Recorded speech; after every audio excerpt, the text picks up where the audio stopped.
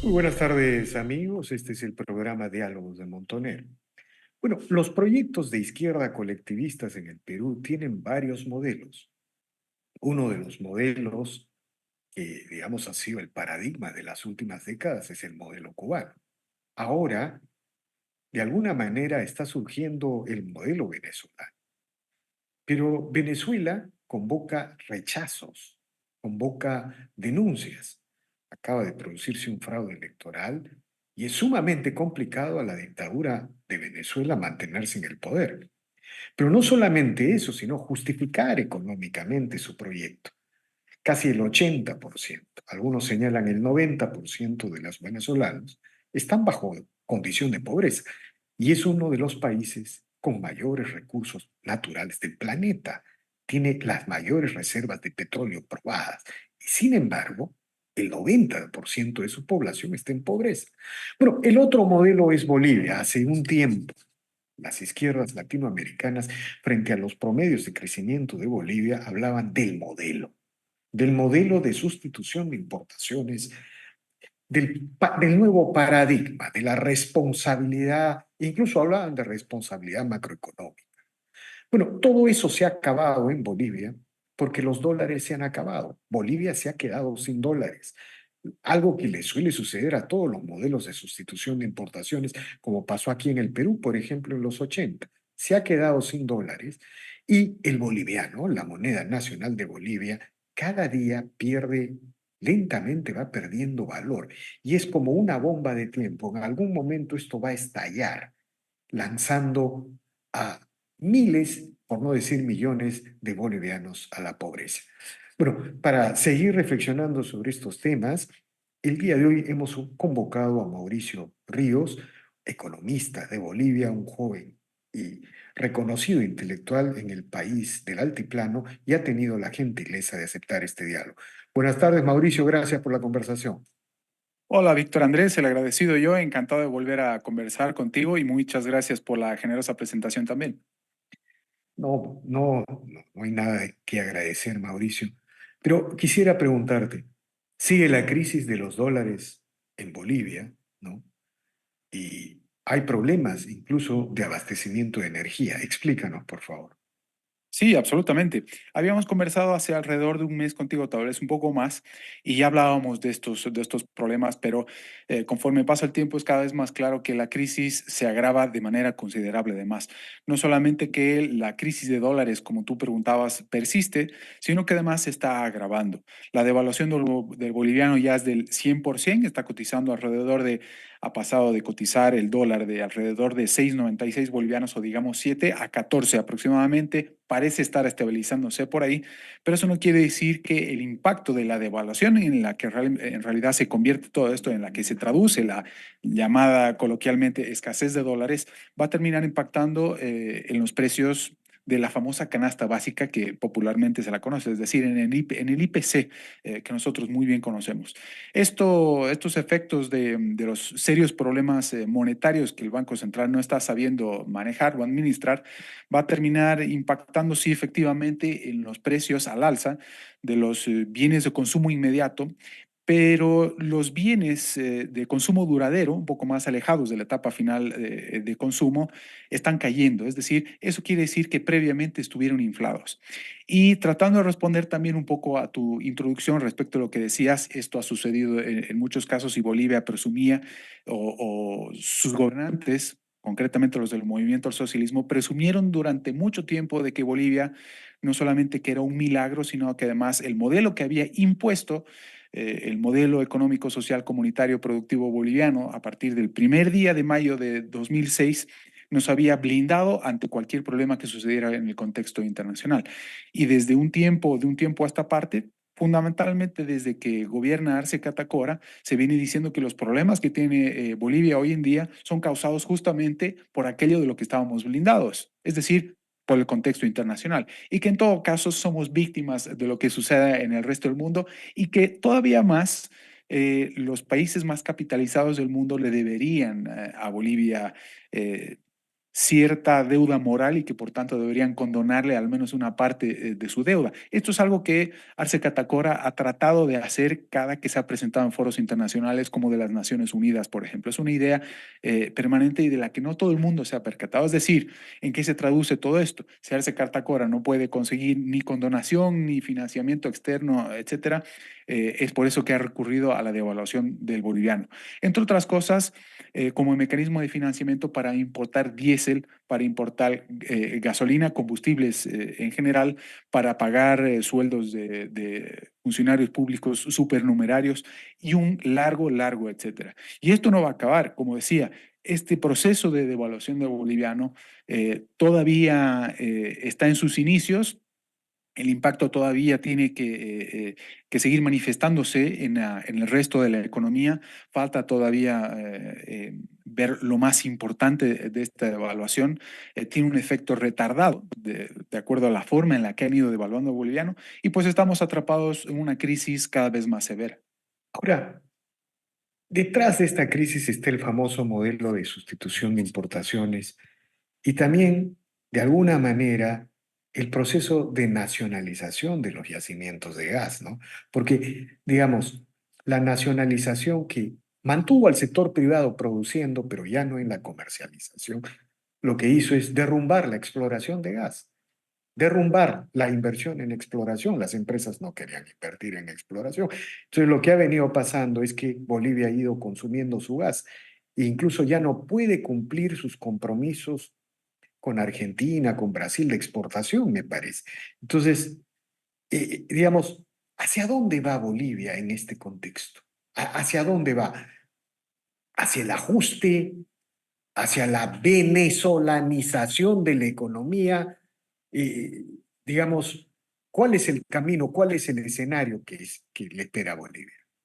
Sí, efectivamente, el problema que comienza a sembrar el movimiento socialismo en la economía nacional comienza también con la nacionalización de los hidrocarburos que no ha sabido manejar. En un principio supieron gastar muy bien y crear un auge ficticio, pero eso es solamente una parte y a la cual ya estamos acostumbrados en el país porque es algo de lo que están hablando la gran generalidad de economistas sin haber advertido el desastre, ¿no? Es decir, el gran mérito de un economista está en advertir antes del desastre lo que va a venir, no solamente después. Entonces, ahora mismo estamos hablando de lo que ya es evidente, de lo que ya es obvio, pero hay un factor agravante, incluso es más importante todavía, que es el de la manipulación monetaria y crediticia, el de la nacionalización de la moneda, que es algo un poquito más complicado.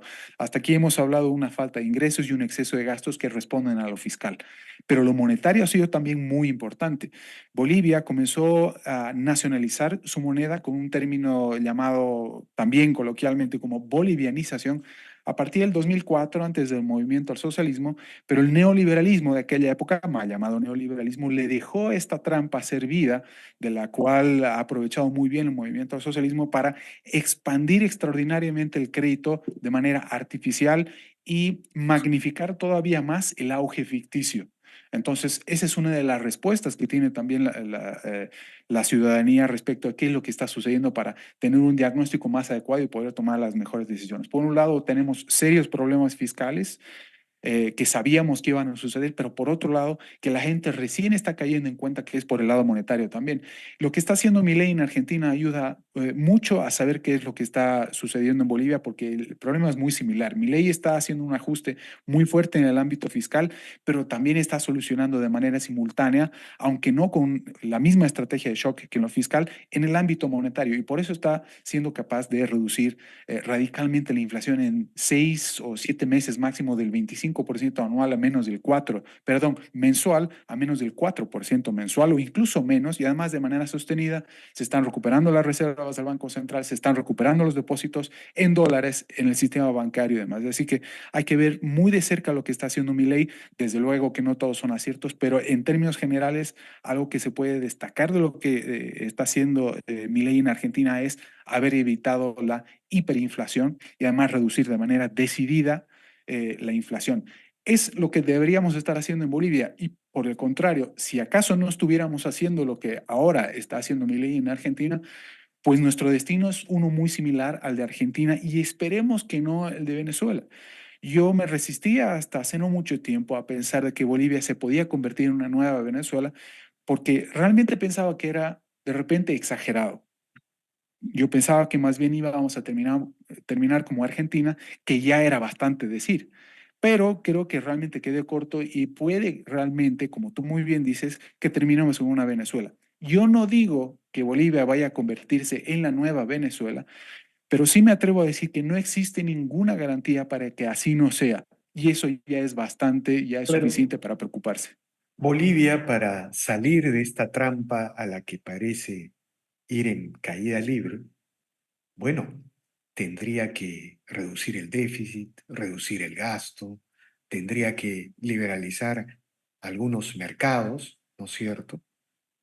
Pero eso parece que no va a ser posible porque Bolivia también está entrando en una campaña electoral, en una disputa entre el presidente Arce y el expresidente Evo Morales, ¿no? Entonces, no hay nada que indique que Bolivia vaya por la sensatez económica en este momento. Más bien es la política, es la clientela, es la demagogia, el discurso lo que está en camino. Exactamente, yo creo que has utilizado la palabra más adecuada y pertinente, que es demagogia. Pero en todo caso, hay mucho de ineptitud también en la oposición. Tampoco hay ideas muy concretas ni muy articuladas. No tiene un diagnóstico suficientemente claro y que no supera más allá de no supera lo fiscal, en todo caso, que es un diagnóstico parcial al menos. No los culpo, no todo el mundo tiene por qué saber economía, pero al mismo tiempo, en la medida que insistan en no indagar en parte del diagnóstico que todo el mundo cree dominar, pues estamos perdiendo un tiempo muy, muy preciado eh, camino a las elecciones del 17 de agosto del 2025. Tenemos un año para poder acomodarnos a la nueva realidad. Tratar de ver cómo van a ser las cosas en este país en un año es una eternidad, sino dos eternidades, Víctor Andrés. ¿Por qué? Porque, como tú muy bien decías en un inicio, la crisis es cada vez más severa, podría suceder lo que sea, y en la medida que Arce Catacora siga tratando de evitar la toma de decisiones, porque eso implica un costo político muy alto, pues va a seguir agravando el problema, no solamente en el ámbito económico, sino incluso ya en lo político y social, y la inestabilidad es cada vez más grande.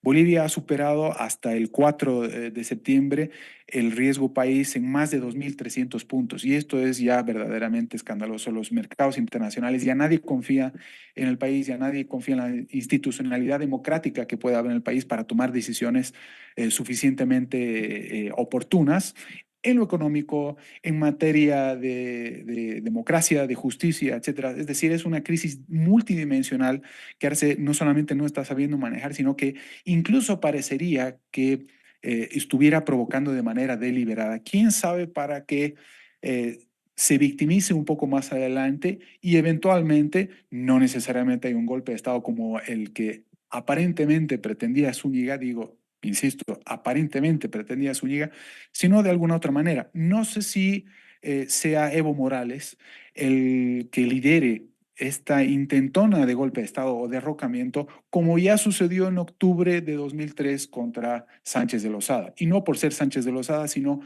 por tratar de preservar la institucionalidad democrática en el país. Insisto en decir, todo puede suceder en este país y en la medida que sobre todo la oposición no tenga un diagnóstico mínimo, pues vamos a seguir cayendo en el abismo.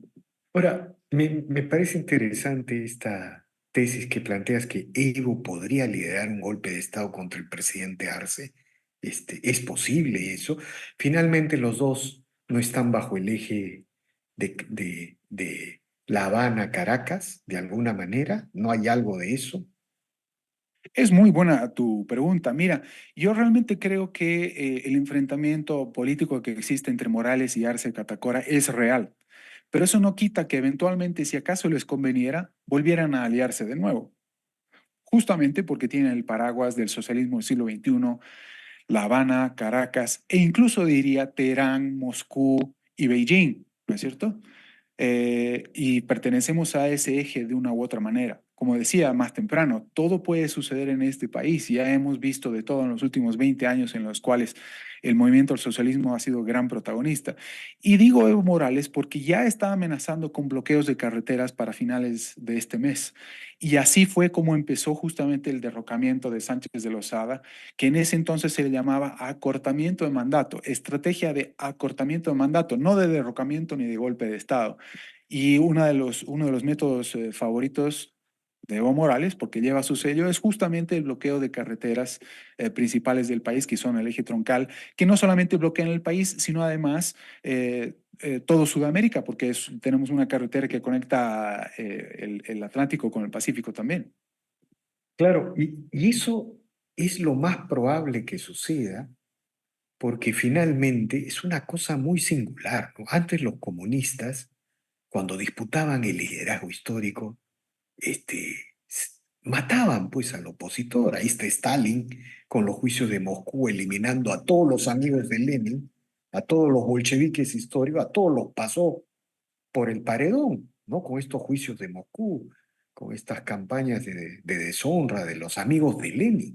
Bueno, ahí está Fidel Castro, la muerte extraña de Camilo Cienfuegos, es decir, o Mao con sus opositores, siempre entre los comunistas, digamos, la disputa por el liderazgo histórico implicaba la muerte del adversario, del vencido. Pero ahora parece que esto es una especie, tiene ya que ver con el socialismo del siglo XXI. Evo Morales podría liderar un movimiento social contra el gobierno de Arce para constituirse en el liderismo, en el líder histórico del colectivismo boliviano, No ¿no? lo dudes, no lo dudes. Es lo que ya viene sucediendo hace ya años, me atrevería a decir, a partir del momento en que Evo Morales vuelve al país, organizando una caravana por tierra desde Argentina para ingresar a Bolivia con gran parafernalia. Pero el enfrentamiento, o al menos las fricciones entre Evo Morales y Arce Catacora, son desde un inicio, a partir de que Arce Catacora comienza a gobernar el país, claramente. Entre otras cosas, probablemente porque Arce y su grupo de gobierno, su gabinete, su gente más cercana, probaron de las mieles del poder, Víctor Andrés. Así que es muy difícil probablemente, porque yo nunca he ejercido el poder ni pretendo hacerlo nunca tampoco, darse cuenta de todo lo que implica y el enorme negocio que hay por detrás con los comunistas, no solo de la región, sino de todo el eje que hemos mencionado más temprano, de Irán, China, Rusia, Cuba y Venezuela, cuando no Nicaragua y algunos otros más, incluso me atrevería a decir que Turquía. Y pues no mucho más, es decir, tú ya lo has dicho todo. Esta es una estrategia que tranquilamente podría ser liderada nuevamente luego de más de 20 años por Evo Morales y con ya algo más de 5 años fuera del poder. Evo Morales no sabe otra cosa más que tratar de imponer su visión, si acaso fuera una visión articulada sobre lo que quiere el país. En realidad solamente quiere tomar el poder por el poder y recuperar el espectacular negocio que hay por detrás. Insisto, con el eje que mencionaba más temprano, y no solamente en el país y con la región. ¿De acuerdo? Y la oposición democrática, Mauricio. La oposición. Bueno, todos sabemos que la expresidente Yanine Áñez está encarcelada, el gobernador de Luis Santa Cruz, Fernando Camacho. Luis Fernando Camacho, también está encarcelado, ¿no? Pero la oposición democrática, digamos, parece no existir en Bolivia y el escenario se circunscribe a la guerra entre Arce y Morales. ¿Estamos en lo correcto o es una exageración? No, ninguna exageración, estás en lo correcto y no necesariamente lo ve así toda la gente en Bolivia. Todo el mundo cree realmente que el problema en este país con la oposición democrática es la falta de unidad política y nada más.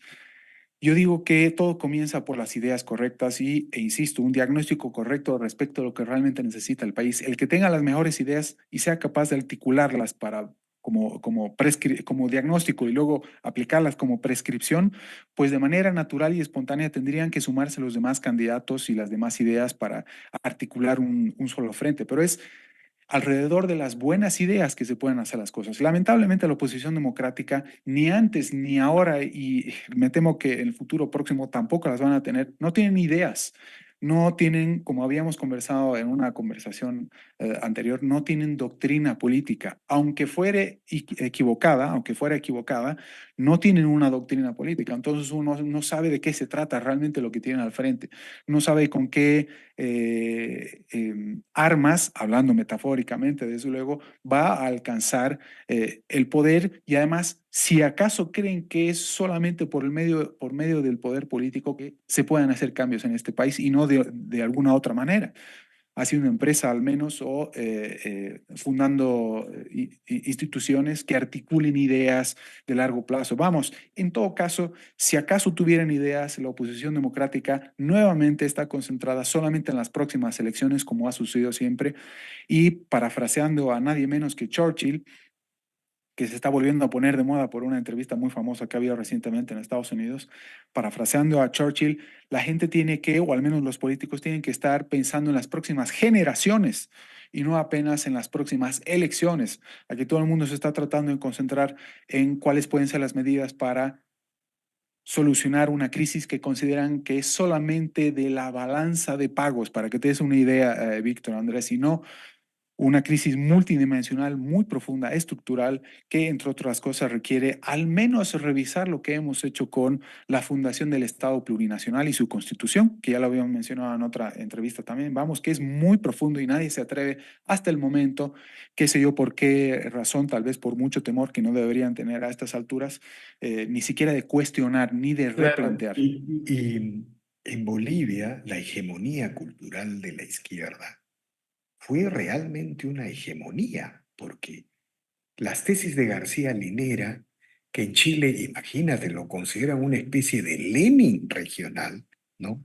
En Bolivia se consolidaron estas tesis que son tesis marxistas de nuevo tipo porque reemplazan la lucha, la lucha de la clase obrera, la lucha de clases, por la lucha nacional indígena, por el fenómeno indígena como factor dirigente del proceso revolucionario.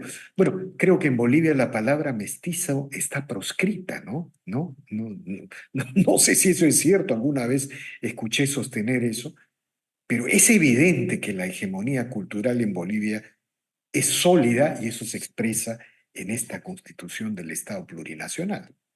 Sí, sí, sí, totalmente de acuerdo. Mira, la izquierda, si en algo ha sabido ser hábil siempre, desde que existe la izquierda, ha sido eh, tener o saber construir cierto misticismo detrás de sus ideas, por un lado, y al mismo tiempo tener cierta aspiración política internacional, no solamente para alcanzar el poder en el país donde uno reside, sino ser capaces de articular movimientos internacionales para justamente alcanzar hegemonía internacional, contrariamente a lo que puede empezar dentro del movimiento marxista y marxista-leninista, ¿no es cierto? Unos son más internacionalistas, otros más nacionalistas, pero en el caso de García Linera, se ha construido justamente desde la mistificación de un personaje como Evo Morales, y habían otros antes de que surgiera Evo Morales con más fuerza en Bolivia, y han sabido articular una narrativa detrás del indigenismo, detrás de una apariencia física, detrás del apellido de las personas. Vamos, que no puede ser otra cosa más que racismo puro y duro, como vimos a principios, sobre todo del siglo XX, en toda la primera mitad del siglo XX, vamos, Víctor Andrés, pero que es espantoso y que desde la derecha nadie se ha atrevido ni siquiera nuevamente a cuestionar, ¿sí? Lo que tendría que hacer la no izquierda, por no llamar derecha o qué sé yo, Exactamente. ¿no es Digamos, cierto? los que creen en la nación de Bolivia como una nación que incluye a todos, solo eso, ¿no? Ellos Correcto, han exactamente. cuestionado, ¿no? Acuérdate que desde Bolivia se construyó la narrativa esta, primero de las 36 naciones indígenas, originarios, campesinas, etcétera, y detrás de ellas la idea de que solamente por medio de un Estado plurinacional se las puede unir y reunir, ¿no es cierto? Que es algo que han tratado de aplicar en España, que han tratado de aplicar, vamos, por todo lugar donde han podido. Y en Chile, sin ir lejos, Boric en la campaña que tenía antes de llegar a la presidencia hablaba mucho de Bolivia como el ejemplo a seguir, no solamente por el modelo de Estado plurinacional, sino además con la Por el- política económica que se debería seguir. Y en dígame. el Perú con Castillo, pues exactamente Castillo, igual. Y ellos exacto. son abiertamente comunistas. Así que imagínate, entonces, ¿qué estamos haciendo aquí en Bolivia? ¿O qué está haciendo la oposición democrática en Bolivia? Pues comparado con todo lo que estamos diciendo, se están tocando las narices. Perfecto, Mauricio. Mira, es evidente que nuestro diálogo tiene que culminar por el tiempo del programa, pero queda un montón de temas en agenda, ¿no? Es decir, queda, por ejemplo, uno no puede desdeñar al adversario y sus fortalezas ideológicas. Este pensamiento de García Linera debe ser estudiado porque, como tú acabas de decir, increíblemente es un nuevo racismo, una nueva forma de nacionalsocialismo, pero invertido, ¿no? Invertido hacia el lado indígena, ¿no? Este, entonces, con eso no se puede construir repúblicas y democracias en América Latina, en América del Sur. Y sus efectos son reales. La constitución de Ecuador es plurinacional, la de Bolivia es plurinacional, imagínate.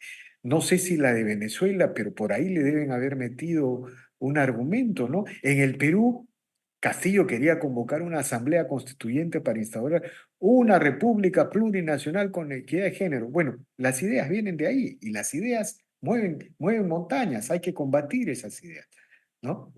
Sí, sí, sí, correctamente. Hay que conocer muy bien al adversario cuando no al enemigo. Y para eso yo recomiendo como mínimo a la oposición, son libros muy breves, leer a nadie menos que Sun Tzu o a Maquiavelo. Nada más y nada menos. Con eso ya sería bastante para empezar a construir una forma de pensar estratégica, política, con objetivos y etcétera, con todo lo que ello implique, pero vamos, si la oposición no está abocada ni siquiera a cultivar un poco las ideas y su filosofía política, imagínate qué se puede esperar a futuro. De acuerdo, Mauricio, infinitamente agradecido por estas declaraciones y seguiremos conversando más adelante. Bueno, como ya solemos hacer. Muchas gracias. Con todo gusto, un fuerte abrazo. De igual manera. Bien, amigos, esta ha sido una nueva edición de Diálogos del Montonero. Regresamos en la siguiente edición. Gracias.